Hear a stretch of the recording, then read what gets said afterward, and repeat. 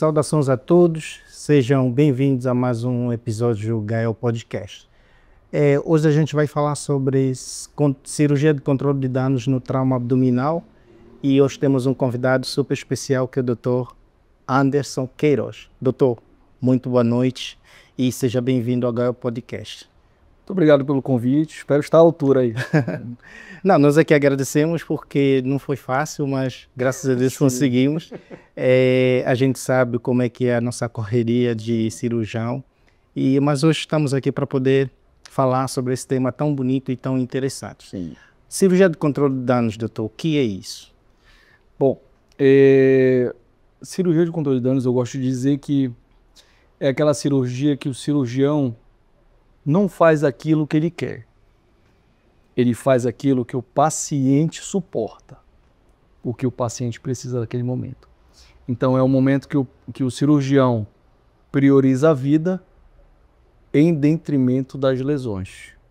Então a gente busca, através de algumas estratégias, preservar a vida do paciente. Muitas vezes abrindo mão de uma cirurgia definitiva naquele momento, para conseguir melhorar esse paciente clinicamente, para posteriormente a gente conseguir fazer a cirurgia definitiva, corrigir todos os problemas causados pelo trauma do paciente, né?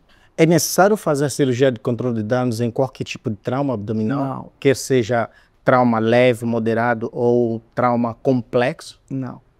Como é que funciona isso?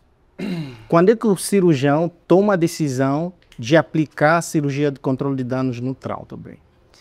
Talvez seja a pergunta mais importante de toda a noite, tá? Porque o momento da escolha da cirurgia de controle de danos talvez seja a coisa mais importante na cirurgia do trauma em um paciente instável, um paciente crítico. Por quê?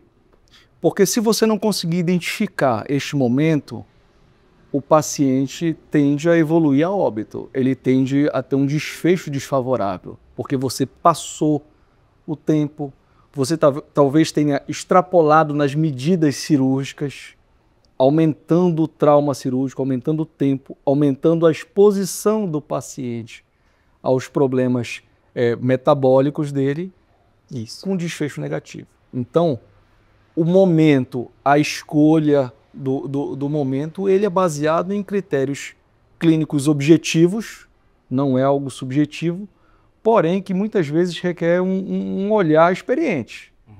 Aí aquela máxima que a cirurgia do trauma não é nem para muito velho, nem para muito novo, eu acho que ela é muito bem aplicada nesse momento, porque você precisa estar atento ao que você tem, ao que você tinha no momento que a equipe do pré-hospitalar trouxe o paciente para você, no que você avaliou no paciente no pré-operatório, no intraoperatório os seus achados, né?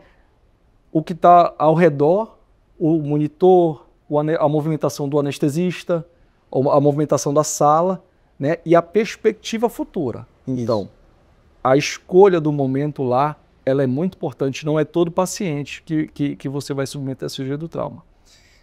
Se você perdeu o tempo, ele morre, e se você escolheu o paciente errado, o paciente que não tem indicação para a cirurgia de controle de danos, você vai prejudicar o paciente. Você vai dar mais, você vai dar menos, você vai aumentar o tempo de internação, aumentar as comorbidades, então isso é muito importante. Então, baseando-se nisso, a aplicação da cirurgia de controle de danos decide-se no pré-operatório ou no intraoperatório? Você pode decidir nas duas oportunidades, né? Isso depende muito das informações que vão estar disponíveis. Por exemplo, o pré-operatório. Eu tenho um mecanismo de um paciente que chegou em choque hipovolêmico por uma fratura complexa de pelve. Uma fratura em livro aberto, uma fratura complexa de pelve, e o paciente está chocado e esse choque está chegando ali em grau 3, grau 4 e evoluindo, né? Então, você precisou naquele primeiro momento acionar o protocolo de transfusão maciça. Isso. Então, aquele paciente, você já sabe no pré-operatório que você vai ter que assumir uma conduta de uma cirurgia de controle de danos. né? Então, esse paciente eu consigo detectar no pré-operatório. Mas, por outro lado, eu tenho aquele paciente também, que é muito comum, né, que nós já tivemos algumas experiências, inclusive, com esse tipo de situação, o paciente com lesão vascular. Isso. Né? Então, que a gente faz aquela exploração de reto peritônio e, durante a exploração, destampona a lesão, e se eu não tiver feito o reparo proximal e o distal daquele vaso, né, o paciente vai sangrar e vai chocar na sua frente, e aquele paciente pode ser um paciente com indicação de controle de danos, caso eu não consiga fazer o controle daquela lesão vascular. Então, existem os dois momentos, o pré-operatório e o intraoperatório, que vai depender muito do tipo de informação que você vai ter disponível, né? Doutor, chegou um paciente com traumas complexos, com múltiplas lesões. Se eu perder tempo, ou seja, se eu decidir no intraoperatório resolver todas as lesões, reparar todas as lesões, estaria a perder tempo ou seja, estaria a acelerar a morte do paciente no intraoperatório? Tecnicamente, sim. Tecnicamente, sim. Se você não conseguiu diagnosticar, se você não conseguiu observar, se algumas informações não chegarem a tempo e você não tomar a iniciativa de iniciar o controle de danos, você sim pode estar prejudicando o paciente. Vamos lá. São critérios muito objetivos, né? Então você tem que ser técnico nesse momento. Você tem que identificar sinais, por exemplo, da tríade letal. Tá? Então, o paciente está hipotérmico, o paciente está acidótico, ele está em distúrbio de coagulação. Então, ele chegou a este ponto, você tem que tomar uma atitude. Na verdade, muitas vezes a gente diz que se ele chegou a este ponto, você deveria já ter tomado sua atitude. Certo? Então, talvez já esteja passando do momento. Então, isso é importante. Até porque, tecnicamente, se a gente tem, os trabalhos mostram que se você tiver pacientes com hipotermia abaixo de 33 graus Celsius, pH na gasometria abaixo de 7,1, a taxa de sobrevida é menor que 10%. Então, é muito baixa. Então, essa decisão ela é muito importante nesse aspecto. E quais são as fases da cirurgia de controle de danos? Existe um protocolo a seguir para a gente, quando a gente submete esse paciente à cirurgia de controle de danos? Como é que a gente faz isso? Como é que a gente prevê ou calcula os critérios que o paciente vai passar para não, digamos assim, não ir ao óbito esse paciente? Muito bem, vamos lá. Existem as fases e existe a questão dos critérios, né? Os critérios clínicos, eles são critérios objetivos, né? Então, perda volêmica maior ou igual a 50% da volemia, tá? Sinais de tríade letal, acidose metabólica, distúrbio de coagulação ou hipotermia, né? Aí abaixo de 34 graus Celsius. Ou então uma perspectiva de uma cirurgia muito longa, acima de 90 minutos. Todos esses aí são critérios comprovadamente, são potenciais complicadores. Tá? Então, se a gente tem esse tipo de perspectiva, que a cirurgia vai demorar muito, que o paciente está sangrando e não tem da onde, está com distúrbio de coagulação, está hipotérmico, então esses são critérios para eu adotar uma cirurgia de controle de danos. E tem as fases da cirurgia de controle de danos, né? Então, a fase pré-operatória, que é aquela fase que realmente eu faço o preparo do paciente para poder operar, né? Muitas vezes, antigamente, a gente falava que eu precisava estabilizar o paciente volemicamente para depois fazer o controle de sangramento. Então, hoje em dia não, hoje em dia eu tenho que fazer o controle de sangramento, até porque exagerar na reposição volêmica com cristalóide, eu vou induzir o paciente ao distúrbio de coagulação. Exatamente. Tá? E aí, levar esse paciente para a sala. Tá? A decisão, a cirurgia que a gente chama cirurgia abreviada, né? Então, a cirurgia abreviada é aquela cirurgia onde eu vou fazer o controle do sangramento, da contaminação e o fechamento alternativo do abdômen, né? Então, assim, o que eu vou fazer numa cirurgia de controle de danos? A gente fala muito, eu fiz um controle de danos, o paciente fulano de tal foi submetido ao controle de danos, mas o que é o controle de danos? Controle de danos nada mais é do que você fazer o controle, primeiro do sangramento, tá? Depois do sangramento, da contaminação. Então, eu vou lá, eu vou ligar vasos, eu vou fazer empacotamento, eu vou envelopar, enfim. Controle de contaminação, vou fechar a víscera oca, então como eu vou fechar a víscera oca, posso usar um grampeador, posso usar um cadarço, né? Eu uso o algodão, faço simplesmente o fechamento da boca da alça intestinal. Faço isso aqui rapidamente, controlo o abdômen de forma rápida e faço um fechamento alternativo, que antigamente foi feito de diversas formas, né? Pinça bacaus, uso de pinça bacaus, né? Fechando ele. Fechamento grosseiro com pontos, né? Hoje, contínuos, inclusive. Contínuo. Porque você vai voltar a reabordar. Reabordar. Tem que ser o mais rápido possível. E hoje o que é mais usado é a bolsa de Bogotá. Então, eu coloco ali a bolsa de Bogotá, né? Cada serviço tem uma estratégia, né? Bolsa de Bogotá, basicamente, eu faço o fechamento com um coletor de urina estéreo, né? Fixo na pele. A mesma coisa que dizer peritoneostomia? Muito bem. Sim, antigamente a gente usava muito esse termo porque a bolsa era colocada mais abaixo, na camada mais abaixo. A gente já não usa mais aponeurose, não usa mais peritônio, tá? Então a gente usa a pele. Então hoje é laparostomia. Laparostomia. Então, mas pode ser usado, antigamente era usado. Hoje em dia, muitos de nós conhecemos como peritoneostomia também. É o melhor fechamento, né? Tem serviço que usa o vácuo associado, então, para fazer aquele melhoramento. Essas são as fases da cirurgia abreviada. Inclusive, eu tenho uma curiosidade, doutor, com relação ao fechamento do primeiro momento que a gente opera o paciente.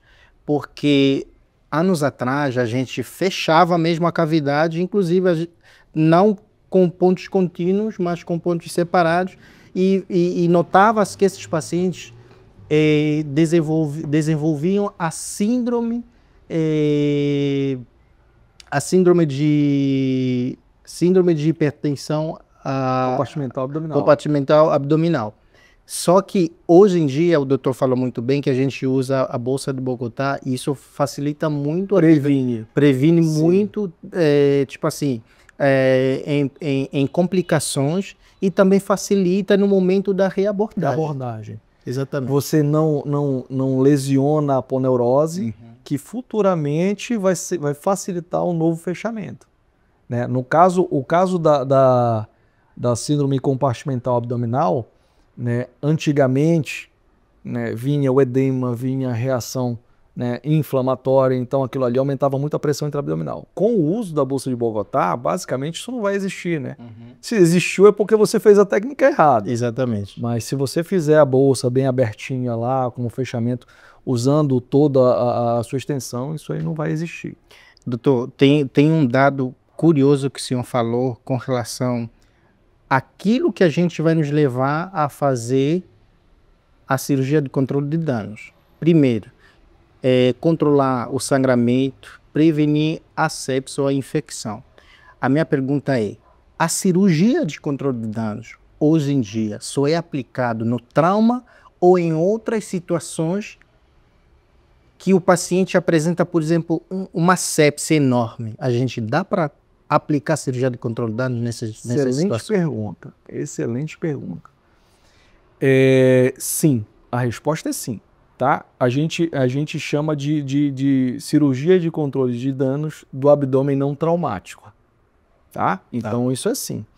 É fato que é muito menos costumeiro, é muito menos usual isso acontecer nos nossos hospitais, porque esses pacientes geralmente são pacientes que já têm mais suporte, a gente, né, é um paciente que a gente já conhece o caso, não é um paciente que adentra a porta de um PS com um trauma descomunal, sangrando à beira-morte, né? Não é, mas sim, isso existe.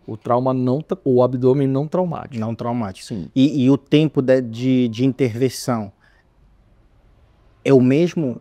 Tipo assim, no trauma a gente sabe que a gente pode reabordar o paciente em 48 ou 72 horas. E no abdômen não traumático, a aplicação da cirurgia de controle de danos funciona do mesmo jeito? O raciocínio é o mesmo.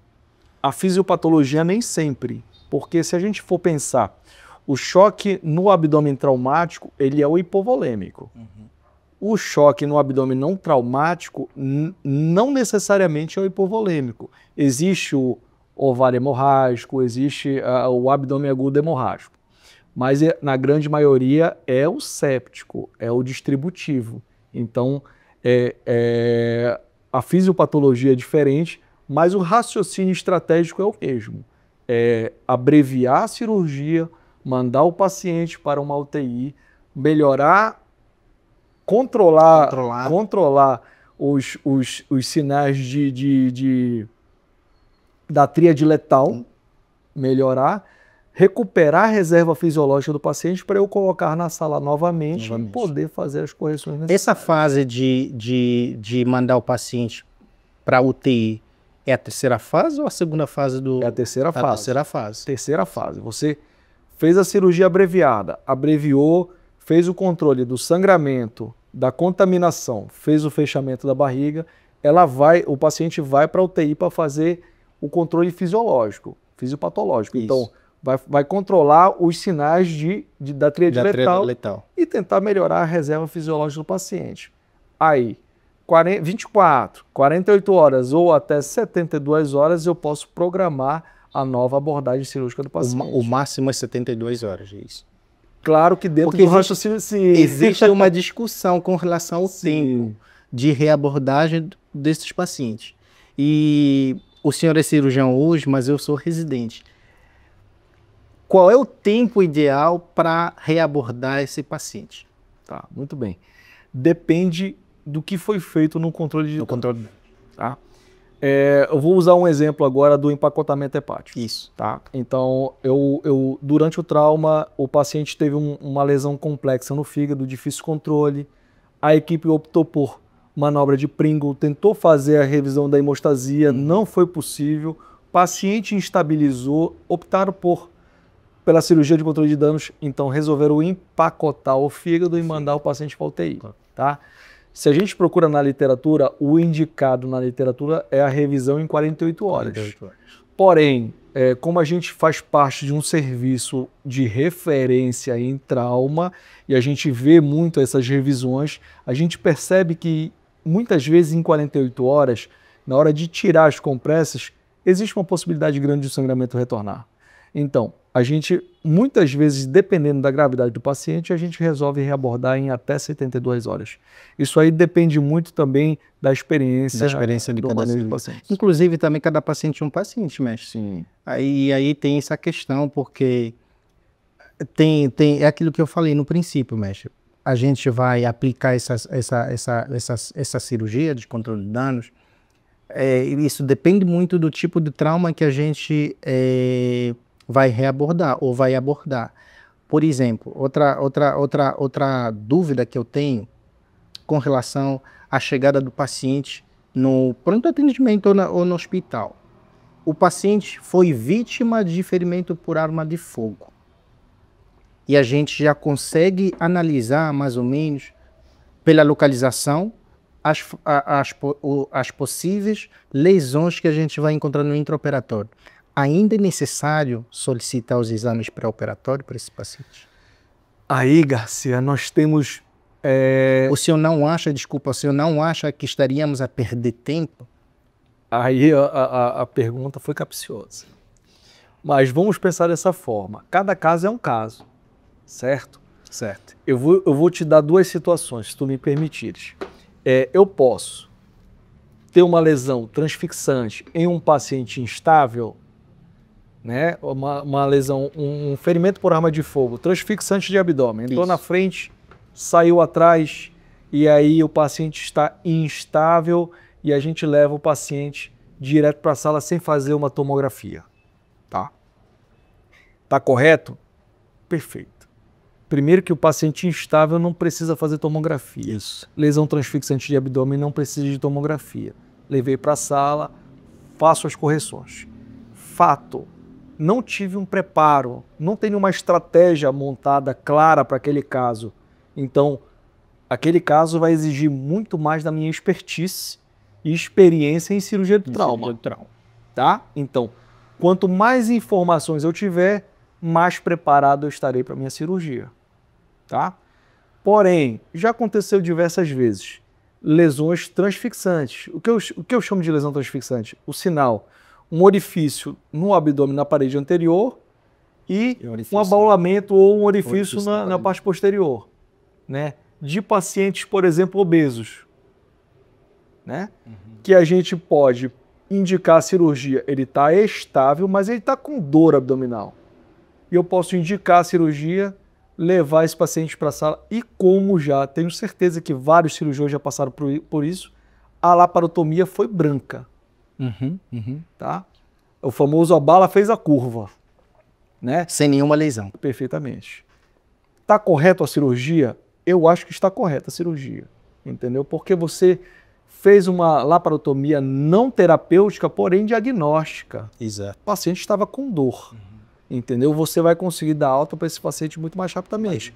Porém, se eu tiver um exame que deixe claro que não entrou na barriga, será que eu não consigo não submeter esse paciente a uma laparotomia exploradora, que é algo mórbido, principalmente para um paciente obeso, que vai ter um pós-operatório, pode fazer uma atelectasia, pode fazer uma pneumonia? Talvez eu preciso pensar. Eu não posso retardar o tratamento definitivo. Porém, quanto mais informações eu tiver, para mim é melhor.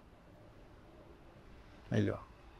Doutor, e como é que era antigamente, antes do surgimento da cirurgia do controle de danos, como é que os cirurgiões tratavam esses pacientes com trauma abdominal complexo? Qual era o mecanismo usado nessa altura para poder salvar a vida do paciente? Prevenir a tríade letal, que é a hipotermia, coagulopatia e acidose metabólica.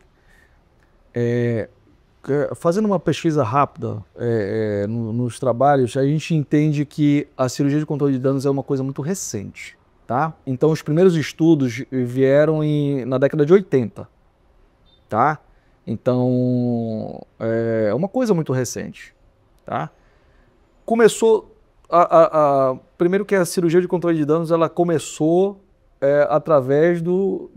começou no campo de batalha. Isso. No navio, eu acho que foi. Marinha.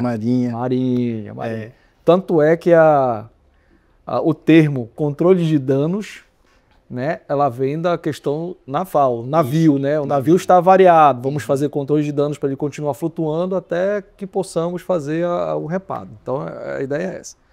E aí, quando eu tenho um campo de batalha, né? Já serviste o exército? Não, ainda. Não servi o exército. Servi o exército.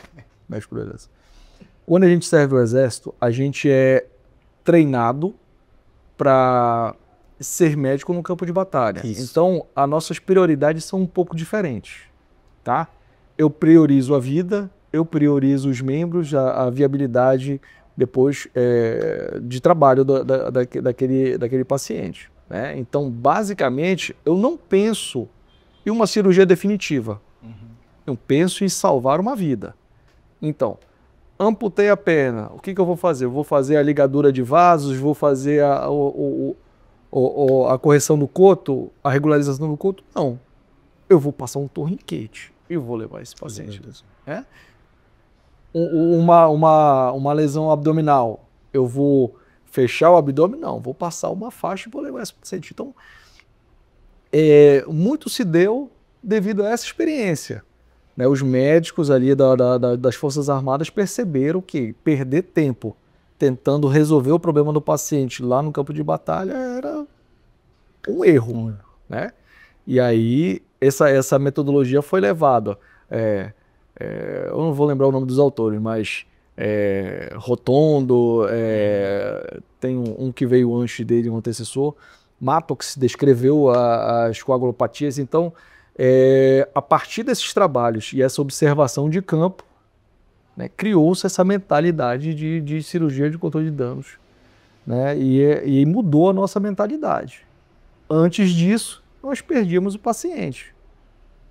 Porque pensa, nós cirurgiões somos treinados para resolver o problema. Não para deixar metade do problema resolvido. Então a gente, né? Então até mudar a nossa mentalidade, a chave virar para a gente entender que isso aí salva vidas é difícil. Antigamente morria. E na experiência do senhor, já realizou muita cirurgia de controle de danos? Teve alguma experiência negativa com relação a isso? Muitas. Ixi, nós temos nós fomos abençoados com a possibilidade de trabalhar no hospital que é referência em trauma no estado do Pará, né? Então, o Hospital Metropolitano é um hospital que tem uma grandeza absurda, né? Eu vivi várias fases, vivi uma fase como residente, né? Como um cirurgião mais inexperiente. Agora, hoje em dia, eu já sou um cabeça branca na cadeira, então eu vivi várias etapas. Então, assim, eu entendo que o meu crescimento é pelo volume, né? Então, neste meio tempo aí, a gente teve diversas... Nós tínhamos uma equipe sexta-feira, a equipe de sexta-feira, eu, doutor Pedro Ares, doutora Thaís Tapajós, então é um negócio assim absurdo, né? E nós tivemos vários casos emblemáticos, né? Casos emblemáticos. Caso o paciente que levou uma facada no precórdio, né? E a faca estava lá no precórdio, né? A gente brincava que é a manobra do Rei Arthur, né? Tirar a faca. E esse paciente foi um paciente que a gente levou o paciente para a sala. Na hora de tirar a faca, nós fizemos a abertura do tórax, abrimos, foi sob visualização direta. Então, foi uma coisa que trouxe benefício para o paciente saiu bem. Tá? Já tivemos atropelamento por caminhão com lesão complexa de pelve, sangramento pélvico importante. Então, que a gente fez o tamponamento pélvico, porém esse paciente é um paciente muito grave, esse paciente infelizmente foi a óbito, houve amputação traumática das dois membros, era um paciente que foi muito crítico. Tivemos um caso que mobilizou muita gente no hospital, que foi um policial, né, que levou 3 tiros no precórdio. Né, nós conseguimos levar para a sala cirúrgica, nós operamos o paciente, saiu bem, saiu vivo. Teve realmente um período muito grande de UTI, mas conseguiu sair vivo. Enfim, foi Já teve algum episódio que precisou entrar o cirurgião vascular numa cirurgia? Sim, muito importante. Né? No caso de grandes centros, você tem que usar tudo que você tiver à sua disposição. Então, se você tem um colega, tem um traumatologista que pode fazer uma fixação de bacia, um cirurgião vascular que pode fazer um reparo vascular para você lá. Você vai usar todos os recursos que tiver e isso aí faz parte da mentalidade do cirurgião do trauma. Você tem que saber o que está à sua disposição e você tem que usar tudo aquilo lá. Se você tiver até um cirurgião mais experiente no serviço, você pede para chamar. Tivemos um caso, eu e a doutora Thaís Tapajós, que nós estávamos levando o paciente para o centro cirúrgico e apareceu um grande amigo nosso, que já foi nosso chefe, doutor Marco Antônio, né, cirurgião do tórax, perguntando se a gente ia fazer alguma coisa porque a cirurgia dele já havia sido cancelada. Imagina só essa sorte. Ter um cara experiente lá para nos auxiliar numa cirurgia daquela. Então, você tem que usar tudo. Doutor, tem uma residente do Barros Barreto, Ana Laura Guimarães. Ela fez uma pergunta para o senhor. Se o paciente manter o choque após 48 ou 72 horas depois de realizar a cirurgia de controle de danos, eu opto por reabordar ou aguardo a melhora do quadro de instabilidade desse paciente? Okay. Vamos lá. Aí a Ana Laura tem que voltar para o início, tá? E aí a gente vai falar para ela o seguinte: o cirurgião não precisa fazer aquilo que ele quer. A gente precisa fazer aquilo que o paciente suporta. Então, se a gente julga que o paciente está em condições de ser posto na sala novamente para retirar a compressa, para fazer qualquer outro tipo de correção, a gente coloca na sala se a gente achar que ele tem benefício. Isso. Né? Então, se eu conseguir melhorar todos os parâmetros da tríade letal e conseguir dar alguma reserva fisiológica para o paciente, mesmo que ele esteja em droga vasoativa, ele tem condições de ir para a sala, né? Porque talvez uma correção intestinal, talvez retirar aquela compressa, melhorar, ou pelo menos lavar a cavidade para diminuir o grau de contaminação, porque às vezes fica resíduos ou alguma coisa. Se isso for trazer benefício para o paciente, sim, eu ponho na sala. Se eu julgar que o paciente vai ter mais prejuízo em ir para a sala, né, do que permanecer em UTI, eu aguardo, eu faço reavaliações seriadas.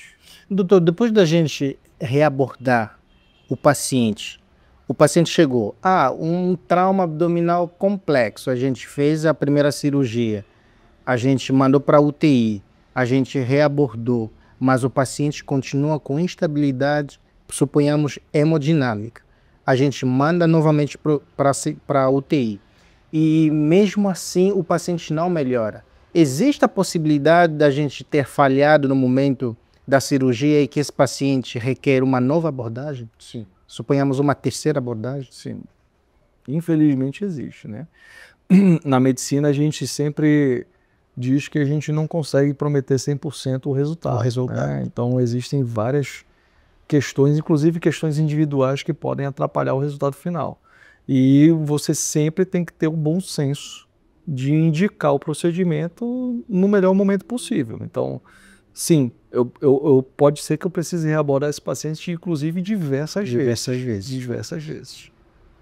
Pelos mais diversos motivos. Uhum. Se complicar com sepse, a gente reaborda várias vezes. Várias vezes. Porque a gente não está conseguindo controlar essa sepse desse paciente. A gente tem que entender que é um paciente com uma perspectiva de vida. Então, é o trauma. Geralmente o paciente jovem, né? Então a gente sim tem que fazer um investimento total nesse paciente. Cada experiência é uma experiência, assim, eu já muito experiente.